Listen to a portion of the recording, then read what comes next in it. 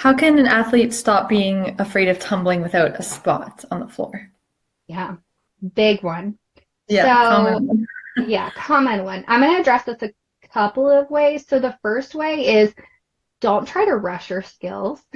So I think a lot of athletes, the second that they like think they're getting close, like let me try it by myself or let me try like they're trying to rush through learning the skill Yeah. because that's just I mean that's how it goes these days, right? It's like there's a Mhm. certain amount of time where it's acceptable to work on the skill and then you should have it by yourself. So I think the Yeah. first thing is really being patient with the process. So giving yourself time to develop and get skills and master them truly before Hmm. you go and move on to the next step or move on to trying it by yourself. I think even once an athlete's physically mastered the skill, there's still that trust piece and there's still that confidence piece that needs to develop for them to be able to truly feel like I am safe, I've mastered this, I know how to think, I know how to feel. Like here's how I Hmm. do it by myself and do it safely and confidently. So that's something Yeah. that it takes time to develop, but I understand the question. And so with, how do I push that? How do I stop being afraid to do it by myself? Okay, that's a trust challenge. Okay, Okay. confidence is believing in yourself, right? You can believe that so even starting a brand new skill you've never done before, you can be confident in your ability to learn it, right? Trust is when you let your body do the skill. So think about when you walk into a dark room and you flip the switch on. It's like you assume the lights are just going to come on. You trust that the lights are just Yeah. going to come on, right? Yeah. Or when you practice your routine, you practice it so many, like you practice it 100 times or whatever it is. And then you Yeah. get to the place where at competition day, you just go and your body takes over, right? And you just go through the whole routine. It's like, wow, like some athletes, I know when I was a cheerleader, I blacked out.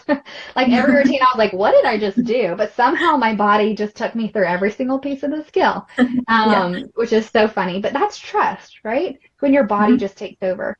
And so there's one tool that I teach my athletes to help them build up that trust is every time you do the skill, no matter if it's on a tumble track, on a mat, with a spot, whatever, acknowledge, okay, I did that safely because and fill in the blank. So I did that safely because I really pushed off my legs. I did that safely because my arms were locked by my ears. I was really strong in my upper body, or I really Yeah. squeezed my core, so I did that safe.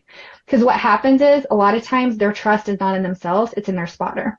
It's like I can do this safely because my coach is standing there, Yeah. or I Yeah. can do Okay. this safely because I'm on the tumble track, or I'm doing Yeah. this into a pit so it's not going to hurt, right? So really shifting and building up that trust in yourself as opposed to your spotter. I think that's going to be a tool for a lot of athletes that's Yeah. really helpful. Okay. Yeah. So you have to differentiate between trust and confidence and Yeah. build both.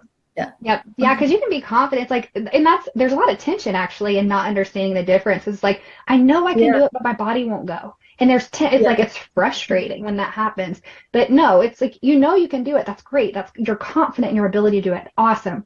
Now let's work on that trust piece. Trust is when your Mhm. body, like you acknowledge, okay, let's just like, I'm going to let my body do what it knows how to do. That's Yeah. trust. Yeah. Okay.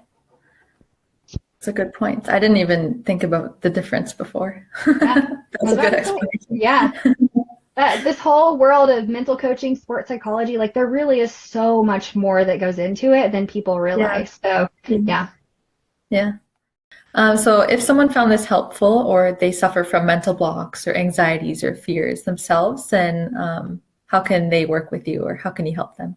yeah, absolutely. So, the easiest way to get started is to sign up for a no cost conversation with me. So, I offer free performance check sessions, and that is a 30-minute virtual call. And the whole point of that is really to discuss what are your goals, what do you want, what's your dream, where do you want to be, and then where you are today.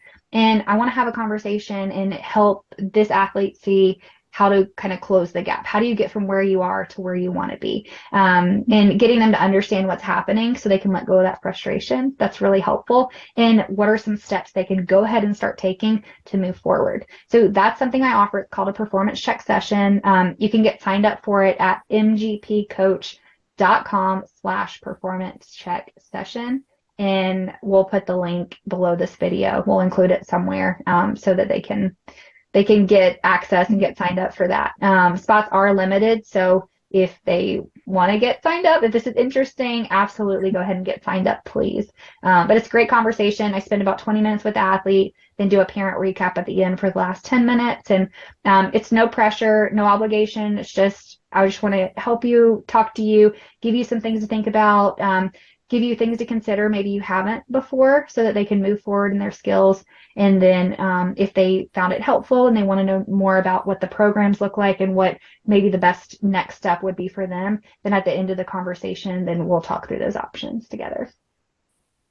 All right, that's a good option. Awesome. And I Well, know you also have mental coaching or other courses available too, right? And free trainings. yeah, absolutely. So I've got tons of resources on my website. So if you go to mgpcoach.com, that is where you can find a lot of different resources.